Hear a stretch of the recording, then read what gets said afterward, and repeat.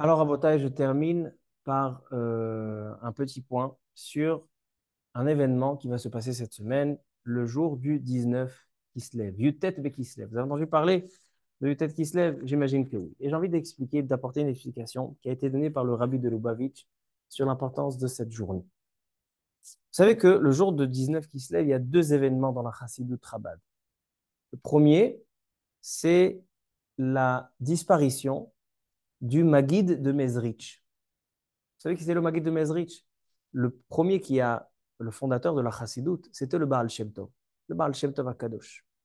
Son élève, l'élève du Baal Shem Tov, c'était le Maguid Mimezrich. Et le Maguid Mimezrich, il a transmis à plusieurs élèves, de la Chassidoute, il a transmis au Baal Atania, c'était son élève. Il a transmis au Rav Levi Yitzhak Barditchov. Il a transmis le grand de Chassidut qu'on connaît. Ils ont reçu de la bouche du Maguid de Mezrich qui a reçu du Baal Shem Tov. Entre parenthèses, l'élève préféré du Maguid de Mezrich qui enseignait le plus de Torah, c'était le Baal Atania, le premier Admor de Chabad. Et les autres élèves, comme le Rav Levi Yitzhak de Barditchov, ils disaient que leur maître, le Maguid de Mezrich, il leur donne à manger tous les jours. Mais celui qui a la meilleure part, c'est le Litaï, le Litvak. C'est qui le Litvak? C'était le premier Admor de Chabad, que lui, à la base, était lituanien.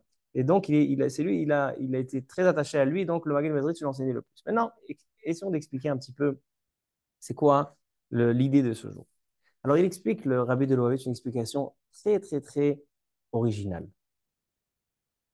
Le Chida, il se base sur les propos du Chida. Le Chida, Rav Chaim Yosef David Azoulay, il dit que Avraham, Yitzhak et Yaakov, ils ont vécu ensemble pendant 15 ans. Avraham, il avait 100 ans quand Yitzhak est né. Yaakov, il est né quand Yitzhak il avait 60 ans, c'est-à-dire quand Avraham Avinu avait 160 ans. Et Avraham Avinu est niftar à 175 ans. Donc en fait, il était vivant, les trois étaient vivants ensemble en même temps pendant 15 ans. Dit le Chida, au nom de Rabbi Yehuda Chassid, que Avraham Avinu, Yitzhak Avinu, Yaakov Avinu étudiaient ensemble pendant 15 ans, 15 heures par jour. 15 et 15. 15 ans, 15 heures par jour. Jusqu'à la disparition de Avraham Avinu. Demande le Rida, mais est-ce qu'ils étudiaient seulement 15 heures par jour? Mais le Rav Yehuda Chassid, il dit que les Avot Akadoshim, pourquoi Kadosh Baruch Hu, il aimait les patriarches Avraham, Yitzhak et Yaakov? Parce qu'il n'y avait pas un instant dans la journée, ils n'étudiaient pas. C'est ça qu'on a vu dans la paracha de la dernière. Vayakotz Yaakov Mishenato. Il s'est réveillé. C'est quoi Mishenato? Mimishnato. Même quand même quand il dormait, il rêvait, il était toujours dans son étude. Donc, ils n'ont jamais cessé d'étudier. Et répond le Chida. Il dit, c'est sûr qu'ils étaient toujours concentrés dans l'étude de la Torah. Mais le moment où ils étaient rattachés pour étudier ensemble, c'était 15 heures dans la journée. Et les 9 autres heures, c'était pour dormir, manger, etc., pour les besoins du corps. Comme ça répond le Chida. Il vient le Rabbi de Lubavitch dans l'Ikouté Sichot, le tome 35, Parashat Toldot. Et il dit quelque chose de magnifique. Il dit, il y a en fait deux sphères. Il y a Avraham, Yitzhak et Yaakov, chacun en soi, et il y a Avraham, Yitzhak et Yaakov ensemble. Avraham, Yitzhak et Yaakov, pendant 24 heures dans la journée, ils étaient connectés à Hachem. Même quand ils dormaient, ils rêvaient d'Hachem. C'est pour ça qu'il dit Rabbi Yehuda Chassid qu'il y a 24 psukim, 24 versets dans la Torah où Avraham, Yitzhak et Yaakov sont rapportés un après l'autre. Avraham, Yitzhak et Yaakov, pourquoi? Pour te dire que tous les 24 heures, ils étaient connectés avec Hachem. Alors donc il y a Avraham, Yitzhak et Yaakov chacun en soi, où ils étaient connectés avec Hachem pendant 24 heures. Et il y a Avraham, Yitzhak et Yaakov quand ils étaient ensemble, où ils étaient mitraber, donc ils ont eu une union par la Torah, 15 heures dans la journée. Pendant 15 ans, 15 heures. Donc il y a 24 et 15. Il explique et il dit comme ça. Il y a trois piliers. Avraham, Yitzhak et Yaakov sont les trois piliers du monde. Torah, Avoda, Gmilut Chasadim. C'est quoi Torah, Avoda, Gmilut Chasadim? Avraham Avinu, c'est Gmilut Chasadim. C'est le Chesed. Yitzhak, il s'est proposé en tant que sacrifice. C'est Avoda, service. Yaakov, c'est la Torah. Donc en fait, Avraham, Yitzhak et Yaakov sont les trois piliers du monde. Donc il y a trois piliers du monde, chacun en soi. Et il y a trois piliers du monde quand ils sont connectés l'un à l'autre. Il y a plusieurs personnes dans le judaïsme. Il y en a qui sont plus orientés dans la Torah. Il y en a plus dans le chesed et il y en a plus dans la tfila. Il dit, il y a deux manières. Chacun en soi, il faut que ce soit 24 heures sur 24. Mais il y a un moment où ils se rattachent par la Torah. Abraham, Israël et Jacob, ils ont eu un moment 15 heures dans la journée où ils étaient rattachés par la Torah. Parce que dans la Torah, il n'y a pas de marloquet. Elou va Elou divrei Elokim chaim.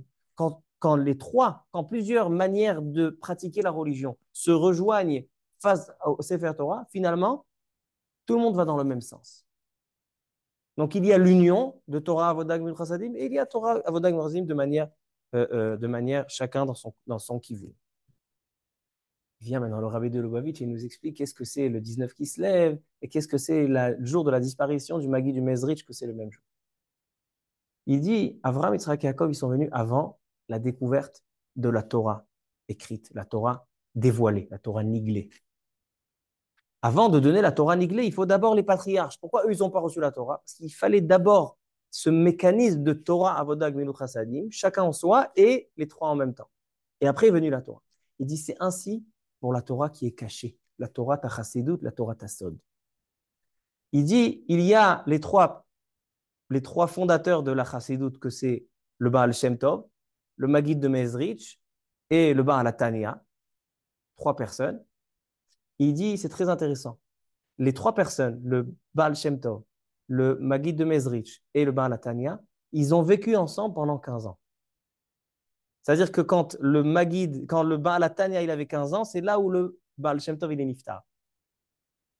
Et c'est pas fini. Et il dit après, quand il y a eu le Baal Tanya, son fils, le Admor Haim Tzaï, et son petit-fils, le Tzemach Tzedek, ils ont vécu ensemble pendant 24 ans. 15, 24. Il dit, c'est quoi l'enseignement? Il dit, les fondateurs de la Chassidout, c'est-à-dire ceux qui disent qu'en fait, Elo divrei Elokim chaim, c'est la sagesse de la Chassidout, c'est le Baal Shem Tov, le Maggid Mimezritch et le Baal Tanya. Eux, ils étaient ensemble pendant 15 ans. Ça, c'est Avraham, Yitzhak et Yaakov qui ils ont étudié. Tout ça, c'est la préface de Torah Tachassid. Avraham, Yitzhak et Yaakov, c'est la préface de Torah Ta'aniglé. Et ces trois-là, c'est la préface de Torah Tanista. Mais après, il y a le chiffre 24.